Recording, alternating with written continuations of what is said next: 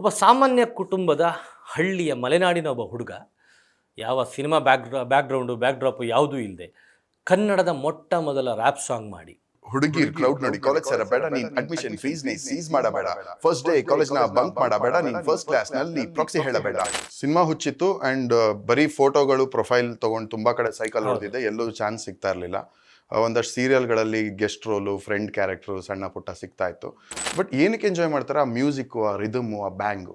So ಅದೇ ಥರ ಮ್ಯೂಸಿಕ್ಗೆ ಕನ್ನಡ ಮಾಡಿಬಿಟ್ರೆ ಹೆಂಗಿರುತ್ತೆ ಅಂತ ಒಂದು ಥಾಟ್ ಬಂತು. ಅಲ್ಲಿಂದ ಆ ಥಾಟಿಂದ ಸ್ಟಾರ್ಟ್ ಆಗಿದ್ದು. ರ್ಯಾಪ್ ಸಾಂಗ್ ಮಾಡಿಕೊಂಡು ರ್ಯಾಪಲ್ಲೇ ಜಗಳ ಮಾಡ್ತಾರೆ. ಇವನು ರ್ಯಾಪಲ್ಲಿ ಅವನಿಗೆ ಬೈತಾನೆ, ಅವ್ನು ಇವನಿಗೆ ಬೈತಾನೆ. ಒಂದು ಟೈಮಲ್ಲಿ ಅವರು ಒಳ್ಳೆ ಫ್ರೆಂಡ್ಸ್ ಆಗಿರ್ತಾರೆ. There is no right and wrong ಅನ್ಸುತ್ತೆ ನನಗೆ. ಅದೆಲ್ಲ ಒಂದೊಂದು ವೇ ಆಫ್ ಎಕ್ಸ್ಪ್ರೆಷನ್ ಅವ್ರವ್ರ ರೀತಿ.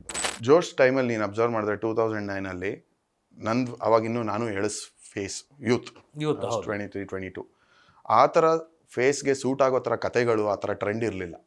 ಅದ್ಭುತವಾದ ಹಿಟ್ ಸಿಗುತ್ತೆ. ಒಂದು 100 ಡೇಸಿನ ಸಿನಿಮಾದ ವ್ಯಾಲ್ಯೂ ನನಗೆ ಅರ್ಥ ಆಗಲಿಲ್ಲ. ಆ್ಯಂಡ್ ನನಗೆ ಅವಾಗ ಯಾರೂ ಗೈಡ್ ಮಾಡೋರು ಇರಲಿಲ್ಲ. ಒಂದು 6 months ಬಿಟ್ಟು ಹಿಂದೆ ತಿರುಗಿ ನೋಡ್ತೀನಿ, ಸಡನ್ನಾಗಿ ದೇರ್ ವಾಸ್ ನೋ ವರ್ಕ್. ಸಡನ್ನಾಗಿ ಸ್ಟಾಪ್ ಆಗಿಬಿಟ್ಟಿತ್ತು.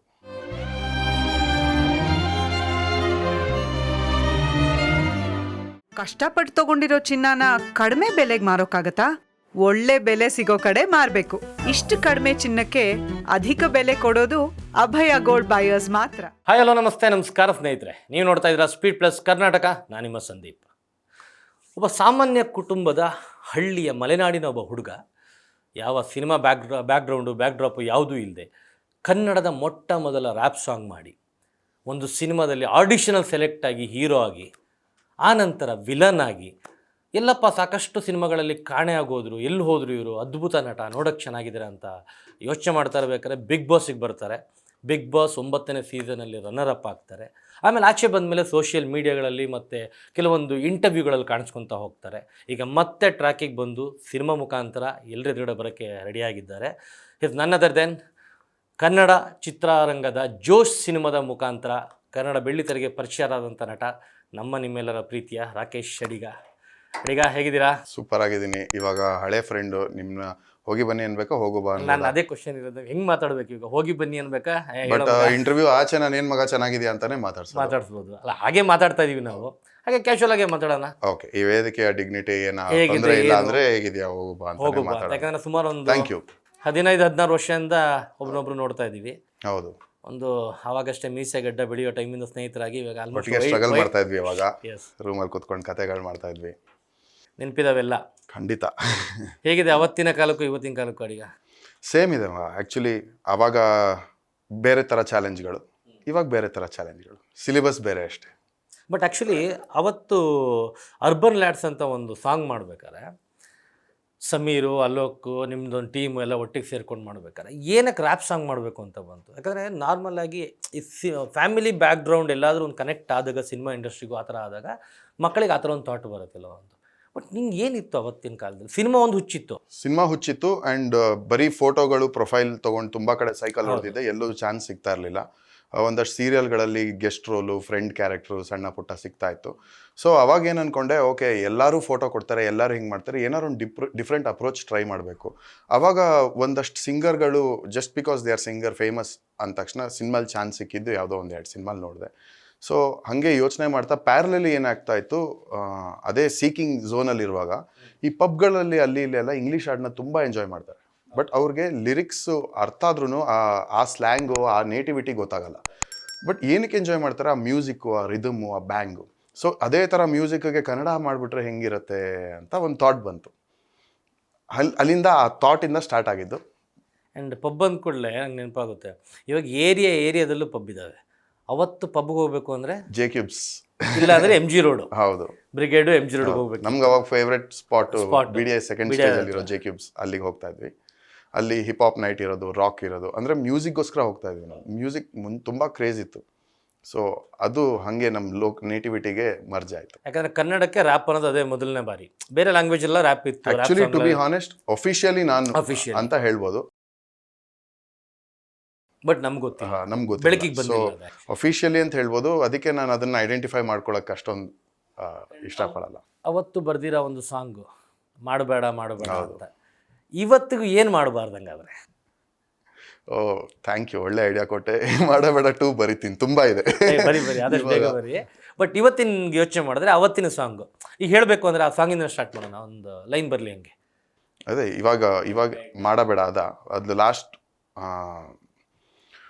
ಹುಡುಗಿರ್ ಕ್ರೌಡ್ ನೋಡಿ ಕಾಲೇಜ್ ಸೇರಬೇಡ, ನೀನ್ ಅಡ್ಮಿಷನ್ ಫೀಸ್ ಸೀಸ್ ಮಾಡಬೇಡ, ಫಸ್ಟ್ ಡೇ ಕಾಲೇಜ್ ನ ಬಂಕ್ ಮಾಡಬೇಡ, ನೀನ್ ಫಸ್ಟ್ ಕ್ಲಾಸ್ ನಲ್ಲಿ ಪ್ರಾಕ್ಸಿ ಹೇಳಬೇಡ, ಹಿಸ್ಟ್ರಿ ಮೀಡಿಯಂಗೆ ನೀನು ಟ್ರಿಗ್ನೋಮೆಟ್ರಿ ಕೇಳಬೇಡ, ಲೈಬ್ರರಿಗೆ ಹೋಗಿ ಡೆಬಿನಾರ್ ಹುಟ್ಬೇಡ, ಲೆಬ್ನರ್ ಮಾಡೋ ಪ್ರಾಕ್ಟಿಕಲ್ಸ್ ನ ಕಂಟಿನ್ಯೂಲಿ ಮಾಡಬೇಡ, ಸ್ಟೂಡೆಂಟ್ಸ್ ರಿಜಿಸ್ಟರ್ ನಿಂದ ಹುಡುಗಿರ ಡ್ರೆಸ್ ಕದಿಬೇಡ, ಫಸ್ಟ್ ಡೇ ಟೆಲಿಟಾಸ್ ಡಿ ಫಿಲ್ಮ್ಗೆ ಹೋಗಬೇಡ, ನೀನ್ ಎಕ್ಸ್ ಗರ್ಲ್ಫ್ರೆಂಡ್ ಸ್ಟೋರಿನ ಅವಳಿಗೆ ಹೇಳಬೇಡ, ನೀನು ನನ್ನ ಫಸ್ಟ್ ಕ್ರಶ್ ಅಂತ ರೀಲ್ ಬಿಡಬೇಡ, ಅವಳ ಮುಂದೆ ಬೇರೆ ಹುಡುಗಿರ್ನ ನೀನ್ ನೋಡಬೇಡ, ಫ್ಯಾಮಿಲಿ ಬ್ಯಾಕ್ಗ್ರೌಂಡ್ ಗೊತ್ತಿಲ್ಲದೆ ಪ್ರಪೋಸ್ ಮಾಡಬೇಡ, ಅವಳ ತಂಗಿ ಚೆನ್ನಾಗಿದ್ದಾಳಂತ ಡೈವರ್ಟ್ ಆಗಬೇಡ, ಫಸ್ಟ್ ಗಿಫ್ಟ್ ಅಂತ ಡೈಮಂಡ್ ರಿಂಗ್ ಕೊಡಬೇಡ, ಅವಳ ಫಸ್ಟ್ ಕಿಸ್ ಕೊಡ್ಲಿ ಅಂತ ನೀನ್ ಕಾಯಬೇಡ, ಪಬ್ ನಲ್ಲಿ ಕೂತು ನೀನು ಪುಳಿಯೋಗರೆ ಕೇಳಬೇಡ, ಡಿಜೆ ಹತ್ರ ಹೋಗಿ ಸೌಂಡ್ ಕಮ್ಮಿ ಮಾಡು ಅನ್ಬೇಡ, ಡಿಸ್ಕೋಲರ್ಸ್ ನೋಡಿ ಪಾವ ಫ್ಲಕ್ಚುಯೇಷನ್ ಅನ್ಬೇಡ, ಬೀರಿಗೆ ನೀರ್ ಮಿಕ್ಸ್ ಮಾಡ್ಕೊಂಡು ಕುಡಿಬೇಡ, ನಮ್ ಸಾಂಗ್ ನ ಬೇರೆಯವ್ರು ಕೇಳಿಸಿ ಮಿಸ್ಲೀಡ್ ಮಾಡಬೇಡ, ನಮ್ ಮ್ಯೂಸಿಕ್ ಅದ್ಬಿಟ್ಟು ನಾವು ಮಾಡಿದ್ದನ್ಬೇಡ, ನಾವು ಬರೆದ್ರು ಲೈನ್ಸ್ ನಲ್ಲಿ ತಪ್ಪು ಹುಡುಕ್ಬೇಡ, ನಮ್ ಆಟಿಟ್ಯೂಡ್ ನೋಡಿ ಕಾಲ್ ಎಳಿಬೇಡ. ಎಷ್ಟು ವರ್ಷ ಆಯ್ತಲ್ಲ, ಇನ್ನು ಬಾಯಲ್ಲೇ ಇದೆ ಸಾಂಗ್. ಹೌದು, ಲಿರಿಕ್ಸ್ಗಳೆಲ್ಲ. ಅದಾದ್ಮೇಲೆ ಅರ್ಬನ್ ಆರ್ಟ್ಸ್ ಆದ್ಮೇಲೆ ಜಾಸ್ತಿ ಸಾಂಗ್ಸ್ ಮಾಡ್ಲಿಲ್ಲ, ಆಚೆನೆ ಬಂದ್ಬಿಟ್ಟೆ, ಸಿನಿಮಾ ಕಡೆ ಕಂಪ್ಲೀಟ್ ಆಗಿ. ಹೌದು. ಬಟ್ ಈ ಸಾಂಗ್ ಬರ್ದಾಗ ಈ ಲಿರಿಕ್ಸಿಗೆಲ್ಲ ಓನ್ ಎಕ್ಸ್ಪೀರಿಯನ್ಸ್ ಅಥವಾ ಬೇರೆ ಯಾವ್ದಾದ್ರು? ಆಕ್ಚುಲಿ ನಾವು ಅವಾಗ ತುಂಬಾ ಲರ್ನಿಂಗ್ ಸ್ಟೇಜು, ನಮಗೆ ಆ ಮೀಟರ್ಗೆ ಹೆಂಗ್ ಕೂಡ್ಸೋದು ಇದು ಕೂಡ್ಸೋದು ಅದೆಲ್ಲ ಅಷ್ಟೊಂದು ನಾಲೆಜ್ ಇರಲಿಲ್ಲ. ಎಲ್ಲದಕ್ಕೂ Sameer he was the guide. ನಾನು ಕೇಳಿದ ಬರವಣಿಗೆಲಿರೋ ಏನಿದೆ ಸಾಹಿತ್ಯ, ಓ ಅದು ಜೋಶು ಎಲ್ಲಾನು ಲೈಫ್ ಎಕ್ಸ್ಪೀರಿಯನ್ಸ್ ಇಂದಾನೆ ತಗೊಂಡಿರೋದು. ಸ್ವಲ್ಪ ಆಲ್ಟ್ರ್ ಮಾಡಿರ್ತೀವಿ ಅಷ್ಟೇ, ಬಿಟ್ರೆ ಹೌದು ನಮ್ಮ ಲೈಫ್ಗಳಲ್ಲೆಲ್ಲ ಅದೆಲ್ಲ ಕಾಮನ್ ಫ್ಯಾಕ್ಟರ್ ಅಲ್ವಾ. ನಾನು ಅದ್ರಲ್ಲಿ ಒಂದು ಲೈನ್ ಇದೆ, ನಮ್ಮ ಸಾಂಗ್ ಮಾಡಬೇಡ ಮತ್ತು ನಾವು ಬರ್ದಿರಿಂದ ಕದ್ದುಬಿಟ್ಟು ಸಮಥಿಂಗ್ ಒಂದು ಲೈನ್ ಬರುತ್ತೆ. ಈ ವಿಚಾರ ಏನಕ್ಕೆ ಬಂತು ಅಂದರೆ, ಇವಾಗ ಎಷ್ಟೋ ಕಡೆ ನೋಡ್ತೀವಿ ರ್ಯಾಪ್ ಸಾಂಗ್ ಮಾಡಿಕೊಂಡು ರ್ಯಾಪಲ್ಲೇ ಜಗಳ ಮಾಡ್ತಾರೆ. ಇವನು ರ್ಯಾಪಲ್ಲಿ ಅವನಿಗೆ ಬೈತಾನೆ, ಅವ್ನು ಇವನಿಗೆ ಬೈತಾನೆ. ಒಂದು ಟೈಮಲ್ಲಿ ಅವರು ಒಳ್ಳೆ ಫ್ರೆಂಡ್ಸ್ ಆಗಿರ್ತಾರೆ. ಅಫ್ಕೋರ್ಸ್ ಗೊತ್ತಿದೆ ನಿಮಗೂ, ಅಂದರೆ ಯಾಕಂದ್ರೆ ನನಗೆ ಎಷ್ಟೋದಲ್ಲ ಅನಿಸಿತ್ತು, ನಮ್ಮ ಅಲೋಕು ನನಗೆ ಗೊತ್ತಿರೋ ರಾಹುಲ್ ದಿಟ್ಟು ಆ್ಯಂಡ್ ಅದ್ಭುತವಾದ ರ್ಯಾಪ್ ಮಾಡ್ತಾರೆ. ಬಟ್ ಎಲ್ಲೋ ಒಂದು ಕಡೆ ಇವರೇ ಸಾಂಗಲ್ಲಿ ಒಬ್ರಿಗೊಬ್ರು ಬೈಕೊಂಡು ಅದನ್ನೇ ಸಾಂಗ್ ಮಾಡ್ಕೊಳ್ತಾ ಹೋದಾಗ ರ್ಯಾಪ್ ಮುಖಾಂತರ ಏನು ಹೇಳ್ಕೊಟ್ಟಿದ್ವಿ ಅಂದರೆ ಏನೋ ಒಂದು ಎಂಟರ್ಟೈನ್ಮೆಂಟ್, ಅದು ಒಂದು ವಿಷಯನ ಹೇಳ್ತಾ ಇರೋದು. ಬಟ್ ಇಬ್ಬರು ದ್ವೇಷ ಒಂದು ಸಾಂಗ್ ಆಗ್ತಾ ಇದೆಯಲ್ಲ, ಅದು ಎಷ್ಟರ ಮಟ್ಟಿಗೆ ಸರಿ ಇರೋಕ್ಕೆ? ಇಲ್ಲ, ಸರಿನೋ ತಪ್ಪು ಅಂತಾನು ಹೇಳಲಿಕ್ಕೆ ಬರಲ್ಲ. ಆ್ಯಂಡ್ ಐ ಥಿಂಕ್ ಅಲೋಕ್ ವಾಪಸ್ ಏನು ಆ ಥರ ಸಾಂಗ್ ಮಾಡಿಲ್ಲ. ಅಲೋಕ್ ಏನು ಒಂದು ಜಾನರ್ ಮೇಂಟೈನ್ ಮಾಡ್ಕೊಂಡು ಹೋಗ್ತಾ ಇದ್ದಾನೆ, ಅದೇ ಮೇಂಟೈನ್ ಮಾಡ್ಕೊಂಡು ಹೋಗ್ತಾ ಇದ್ದಾನೆ. ಎಂಡ್ ಆಫ್ ದ ಡೇ ಅವ್ನಿಗೂ ಏನು ಎಫೆಕ್ಟ್ ಮಾಡ್ಕೊಂಡಿರಲ್ಲ ಅಂತ ನನ್ನ ಅನಿಸಿಕೆ. ಆ್ಯಂಡ್ ನನ್ಗೆ ಯಾವ ರೈಟ್ಸ್ ಇಲ್ಲ ಯಾವುದೋ ತಪ್ಪು ಅಥವಾ ಒಂದು ಲಿರಿಕ್ಸ್ ತಪ್ಪು. ಅದೇ ನಾನು ಯಾವಾಗಲೂ ಏನಂತೀನಿ, ಆರ್ಟಿಸ್ಟ್ ಆಗ್ಬೋದು, ಕತೆಗಳಾಗ್ಬೋದು, ಸಾಂಗ್ಸ್ ಆಗ್ಬೋದು, ಇದಾಗ್ಬೋದು, ನಾವು ಹೆಂಗೆ ನೋಡಬೇಕು, ಬೇರೆ ಬೇರೆ ಹಣ್ಣುಗಳು ಅದರದ್ದೇ ಆದ ಸ್ವೀಟ್ನೆಸ್ ಇರುತ್ತೆ. ನಮ್ಗೆ ಹಣ್ಣು ಇಷ್ಟ ಇಲ್ಲ, ನಮ್ಮ ಟೇಸ್ಟ್ ಮೇಲೆ ಅದು. ಬಟ್ ಯಾವ ಹಣ್ಣು ಸ್ವೀಟು ಅಂತ ನಾವು ಹೇಳೋಕ್ಕಾಗಲ್ಲ. ಯಾವ ಹೂವು ಅದರದ್ದೇ ಆದ ಯೂನಿಕ್ ಫ್ರಾಗ್ರೆನ್ಸ್ ಇರುತ್ತೆ. ಸೊ ಅದು ಒಂದು ಕಲ್ಚರು ಹಿಂದ್ಲಿಂದನೂ ಬಂದಿದೆ. ಡಿಸ್ ರ್ಯಾಪ್, ಡಿಸ್ ಮಾಡೋದು ಅಥವಾ ಕೀಟ್ಲೆ ಮಾಡೋದು ತುಂಬ ಬಂದಿದೆ. ಆ್ಯಂಡ್ ಅಲ್ಲೆಲ್ಲ ತುಂಬ ಸ್ಪೋರ್ಟಿವ್ ಆಗಿ ತೊಗೊತಾರೆ. ಸೊ ಅದು ಇರ್ಬೋದು. ಇಲ್ಲ ನಾವಿವಾಗ ಕೋಪ ಮಾಡಿಕೊಂಡು ರಾತ್ರಿ ಫೋನ್ ಮಾಡಿ ಬೈಯೋದು ಅಥವಾ ಹುಡುಗರನ್ನ ಕರ್ಕೊಂಡೋಗಿ ಗಲಾಟೆ ಮಾಡೋ ಬದಲು ಹಾಡು ಇರ್ಬೋದು. ಸೊ ನಾನು ಗೊತ್ತಿಲ್ಲದೆ ತಪ್ಪು ಅಂತ there is no right and wrong ಅನ್ಸುತ್ತೆ ನನಗೆ. ಅದೆಲ್ಲ ಒಂದೊಂದು ವೇ ಆಫ್ ಎಕ್ಸ್ಪ್ರೆಷನ್ ಅವ್ರವ್ರ ರೀತಿದು. ಓಕೆ. ಆ್ಯಂಡ್ ಜೋಶ್ ಸಿನಿಮಾ ಅವತ್ತಿನ ಕಾಲಕ್ಕೆ ಮುಂಗಾರು ಮಳೆ ದುನಿಯೆಲ್ಲ ಹಿಟ್ ಆದಮೇಲೆ ಬಂದಂಥ ಸಿನಿಮಾ, ಒಂದು ಅದ್ಭುತವಾದ ಹಿಟ್ಟಾದಂಥ ಒಂದು ಕಾಲೇಜ್ ಸ್ಟೋರಿ. ಅವತ್ತಿನ ಕಾಲಕ್ಕೆ ಒಂದು ಸ್ವಮೇಕ್ಸ್ ಸಿನಿಮಾ, ಒಳ್ಳೆ ಕತೆ, ರಾಕೇಶ್ ಜೊತೆಗೆ ನಿತ್ಯ ಮೆನನ್ ಇಂಟ್ರೊಡ್ಯೂಸ್. ಒಂದು ದೊಡ್ಡ ಇಂಡಸ್ಟ್ರಿಗೆ ಒಂದು ಒಳ್ಳೆ ವೆಲ್ಕಮ್ ಆಗುತ್ತೆ. ಮೋಸ್ಟ್ಲಿ ಅವತ್ತಿನ ಕಾಲಕ್ಕೆ ಒಂದು ಒಳ್ಳೆ ರೈಟ್ ಪ್ಲಾಟ್ಫಾರ್ಮ್ ಸಿಗುತ್ತೆ. ಅದಾದಮೇಲೆ ಏನಾಯಿತು ರಾಕಿ ಲೈಫ್? ಅಂದರೆ ಆ ಗ್ರಾಫ್ ಹಿಂಗೆ ಹೋಗಿ ಫಸ್ಟ್ ಸಿನಿಮಾನೇ ಸೂಪರ್ ಹಿಟ್ ಸಿನಿಮಾ. ಜೋಶ್ ಟೈಮಲ್ಲಿ ನೀನು ಅಬ್ಸರ್ವ್ ಮಾಡಿದ್ರೆ 2009 ಅವಾಗಿನ್ನೂ ನಾನು ಫೇಸ್ ಯೂತ್ 23-22 ಆ ಥರ ಫೇಸ್ಗೆ ಸೂಟ್ ಆಗೋ ಥರ ಕತೆಗಳು, ಆ ಥರ ಟ್ರೆಂಡ್ ಇರಲಿಲ್ಲ ಆವಾಗ. ಫಿಲಮ್ ಮುಂಗಾರು ಮಳೆ, ದುನಿಯಾ ಆ ಥರ ಹೀರೋಗಳು ಅಥವಾ ಹೀರೋ ಅಂದರೆ ಆ ಥರ ಒಂದು ಟ್ರೆಂಡ್ ನಡೀತಾ ಇತ್ತು.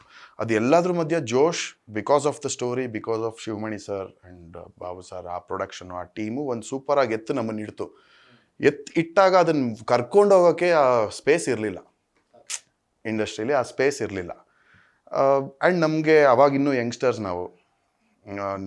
ಬೇರೆಯವ್ರ ಬಗ್ಗೆ ಹೇಳೋದಕ್ಕಿಂತ ನನ್ನ ಮೈಂಡ್ ಸೆಟ್ ಹೆಂಗಿತ್ತು, ನಾನು ಫಸ್ಟ್ ಆಲ್ಬಮ್ ಮಾಡಿದೆ, ಸೂಪರ್ ಹಿಟ್ಟು, ಫುಲ್ ಫೇಮು, ಸಿನಿಮಾ ಮಾಡಿದೆ, ಸೂಪರ್ ಹಿಟ್ಟು. ಸೊ ನನಗೆ ಆ ವ್ಯಾಲ್ಯೂ ಗೊತ್ತಾಗಲಿಲ್ಲ. ಒಂದು 100 ಡೇಸಿನ ಸಿನಿಮಾದ ವ್ಯಾಲ್ಯೂ ನನಗೆ ಅರ್ಥ ಆಗಲಿಲ್ಲ. ಆ್ಯಂಡ್ ನನಗೆ ಅವಾಗ ಯಾರೂ ಗೈಡ್ ಮಾಡೋರು ಇರಲಿಲ್ಲ. ಆ್ಯಂಡ್ ನನಗೇನು ಅಹಂಕಾರ ಇರಲಿಲ್ಲ, ನನಗೆ ಜ್ಞಾಪಕ ಇದೆ. ಬಟ್ ಒಂಥರ ಇಗ್ನೋರೆನ್ಸ್ ಇತ್ತು ಅಂತ ಹೇಳ್ಬೋದು.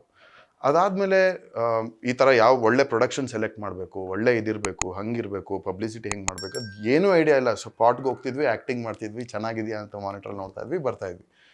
ಸೊ ಅದಾದಮೇಲೆ ಮಾಡಿದ ಎಲ್ಲ ಸಿನಿಮಾಗಳು ಹೊಸ ಪ್ರೊಡಕ್ಷನಲ್ಲಿ ಮಾಡಿದೆ, ಹೊಸ ಹೊಸ ಡೈರೆಕ್ಟರ್ಗಳೇ. ಯಾರೂ ಹಳೆ ಡೈರೆಕ್ಟರ್ ಜೊತೆ ನಾನು ಮಾಡೋಕ್ಕೆ ಅವಕಾಶನೇ ಸಿಗಲಿಲ್ಲ. ಮೇ ಬಿ ಅಲ್ಲಿ ಸ್ವಲ್ಪ ಉಲ್ಟಾ ಹೊಡೀತು. ಯಾಕಂದರೆ ಒಂದು ಸಿನಿಮಾಲಿ ಯಾವುದೋ ಒಂದು ವೀಕ್ ಆದರೂ ಹೋಯಿತು. ಹಂಗೆ ನಾನು ಅನುಭವಿಸಿದ್ದೀನಿ ಪರ್ಸ್ನಲಿ. ಒಂದು ಎಡಿಟಿಂಗಿಂದ ಫೇಲ್ಯೂರ್ ಆಗಿರೋದು ನೋಡಿದ್ದೀನಿ, ಪ್ರೊಡ್ಯೂಸರಿಂದ ಅಥವಾ ಡೈರೆಕ್ಟ್ರಿಂದ ತುಂಬ ವಿಷಯಗಳಿಂದ ಫೇಲ್ಯೂರ್ ಆಗೋದು ನೋಡಿದ್ದೀನಿ. ಬಟ್ ನಾನು ಹೊಟ್ಟೆ ಹೊರ್ಕೋತಾ ಇದ್ದೆ, ಆ್ಯಕ್ಟರಾಗಿ ನಾನು ಕಷ್ಟಪಟ್ಟು ಮಾಡಿದ್ದೀನಿ. ಇವಾಗಲೂ ಆ ಸಿನಿಮಾ ಎಲ್ಲೂ ನೋಡೋಕ್ಕೆ ಸಿಗಲ್ಲ. 15 ಮೂವಿ ಮಾಡಿದ್ದೀನಿ ನಾನು, ಎಲ್ಲೂ ನೋಡೋಕ್ಕೆ ಸಿಗಲ್ಲ. 1-2 ಮೂವಿ ಸಿಗ್ಬೋದು ಅಷ್ಟೇ. ಬಟ್ ಅಂದರೆ ಗೊತ್ತಿಲ್ಲ, ಇದು ಅನ್ಎಕ್ಸ್ಪೆಕ್ಟೆಡ್ಡು ಅಥವಾ ಗಾಡ್ ರಿಟರ್ನೋ ಗೊತ್ತಿರಲ್ಲ. ಒಂದು ಅದ್ಭುತವಾದ ಹಿಟ್ ಸಿಗುತ್ತೆ, ಅದಾದಮೇಲೆ ಅಸ್ ಯು ಟೋಲ್ಡ್ ಎಡವಿದ್ದೀರಾ, ಎಲ್ಲೋ ಇನ್ನೊಂದು ಸರಿಯಾದ ಒಂದು ಕತೆ ಆಯ್ಕೆಲ್ಲೋ ಅಥವಾ ಸರಿಯಾದ ಪ್ರೊಡಕ್ಷನ್ನು ಡೈರೆಕ್ಟ್ರು ಏನೋ ಒಂದಾಗಿದೆ. ಬಟ್ ನಿಮ್ಮ ಪ್ರಯತ್ನ ನೀವು ಹಾನೆಸ್ಟಾಗಿ ಮಾಡ್ಕೊಂಡಿದ್ದೀರಾ. ಬಟ್ ಆ ಒಂದು ಜರ್ನಿ ಸ್ವಲ್ಪ ದೂರ ಹೋದ ಮೇಲೆ ಹಿಂದ್ಗಡೆ ತಿರುಗಿ ನೋಡಿದಾಗ ಇವು ನನಗೆ ಇಂಥ ದೊಡ್ಡ ಸಕ್ಸಸ್ ಸಿಕ್ತು, ಬಟ್ ನಾನು ಎಲ್ಲಿದ್ದೀನಿ ಇವಾಗ, ಬೇರೆಯವರು ಅದು ಎಲ್ಲೆಲ್ಲೋ ಹೊರಟೋಗ್ಬಿಟ್ಟಿದ್ದಾರೆ, ಎಲ್ಲೋ ಒಂದು ಕಡೆ ಅದು ಕೊರಗು ಒಂಥರ, ಎಲ್ಲೋ ಒಂದು ಕಡೆ ಡಿಸಪಾಯಿಂಟ್ಮೆಂಟು, ನೋವು ಅನ್ಸಲ್ವಾ? ಅದೆಲ್ಲೋ ಒಂದು ಕಡೆ ದೇವ್ರದಿಂದ ನ್ಯಾಚುರಲಿ ನನಗೆ ಕಂಪ್ಯಾರಿಸನ್ ಮೆಂಟಾಲಿಟಿ ಇರಲಿಲ್ಲ. ಅಥವಾ ನಾನು ಯಾರನ್ನೂ ಇವ್ರು ಹೋಗ್ತಾ ಇದ್ದಾರೆ, ನಾನು ಇವ್ರದ್ದು ಹಂಗಾಯ್ತು, ನಾನು ಆ ಝೋನ್ಗೆ ಹೋಗಿರಲಿಲ್ಲ ನ್ಯಾಚುರಲಿ ದೇವ್ರ ದಯದಿಂದ. ಆ್ಯಂಡ್ ನನಗೆ ಸಿನಿಮಾಗಳು ಸಿಗ್ತಾನೇ ಇತ್ತು, ಅಂದರೆ ಮಾಡ್ತಾ ಹೋಗ್ತಾ ಇದ್ದೆ. ಸೊ ನಾನು ಹಿಂದೆ ತಿರುಗಿ ಯೋಚನೆ ಮಾಡಿ ಇಂಟ್ರೋಸ್ಪೆಕ್ಟ್ ಮಾಡಿ ಅದೆಲ್ಲ ಮಾಡಲಿಲ್ಲ. ಹೋಗ್ತಾ ಇತ್ತು, ಗಾಡಿ ಓಡ್ತಾ ಇದೆ, ಒಂದು ಕಚ್ಕೊಳತ್ತೆ ಅಂತ ಇತ್ತು, ಪೇಮೆಂಟ್ ಬರ್ತಿತ್ತು, ಆರಾಮಾಗಿ ಖುಷಿಯಾಗಿದ್ದೆ, ಕೆಲಸ ಮಾಡ್ತಾಯಿದ್ದೆ ಅಷ್ಟೇ. ಯಾವುದೋ ಒಂದು ಕಚ್ಕೊಳತ್ತೆ ಅನ್ನೋ ವೈಬಲ್ಲೇ ಇದ್ದೆ. ಒಂದು ಸಲ ಯಾವುದೋ ಒಂದು ಸಿನಿಮಾದ ಒಂದು ಸಾಂಗ್ ಉಲ್ಟಾ ಹೊಡಿತು. ಯಾವುದು ಪಾಪ ಸುಮ್ಮನೆ ಆ ಸಿನಿಮಾ ಹೆಸರು ಹೇಳಿ, ಐ ಡೋಂಟ್ ವಾಂಟ್ ಟು. ಇವಾಗ ಅವರು ಪಾಪ ಗೆಲ್ಲಿ ಅಂತ ಮಾಡಿದ್ದಾರೆ, ಇದಾಗಿ ಮಾಡಿದ್ದಾರೆ. ಒಂದು ಸಾಂಗ್ ತುಂಬ ವಲ್ಗರ್ ಅಥವಾ it was not presented well ಅಂತ ಗೆಸ್ ಮಾಡು. It was not presented well ಅಂತ ಒಂದು. ಅದು ಆದಮೇಲೆ ಒಂದು 6 months ಬಿಟ್ಟು ಹಿಂದೆ ತಿರುಗಿ ನೋಡ್ತೀನಿ, ಸಡನ್ನಾಗಿ ದೇರ್ ವಾಸ್ ನೋ ವರ್ಕ್. ಸಡನ್ನಾಗಿ ಸ್ಟಾಪ್ ಆಗಿಬಿಟ್ಟಿತ್ತು. ಅಲ್ಲಿಂದ ಐ ಡಿಸೈಡೆಡ್, ಅಲ್ಲಿಂದ ಅವಾಗ ಯಾವುದಕ್ಕೂ ನಾನು ಮೇ ಬಿ ಯಂಗ್ಸ್ಟರ್ ಬಿಸಿ ರಕ್ತನೇನೋ, ಓಕೆ ವರ್ಕ್ ಆಗ್ತಿಲ್ಲ, ನೆಕ್ಸ್ಟ್ ಏನು ಮಾಡೋದು ಅಂದ್ಬಿಟ್ಟು ಡೈರೆಕ್ಷನ್ ಮೇಲೆ ಫೋಕಸ್ ಮಾಡಿದೆ. ರಪ್ ಅಂತ ಜಂಪ್ ಆದೆ, ಟೀಮ್ ಕಟ್ಕೊಂಡೆ. Beat plus Karnataka.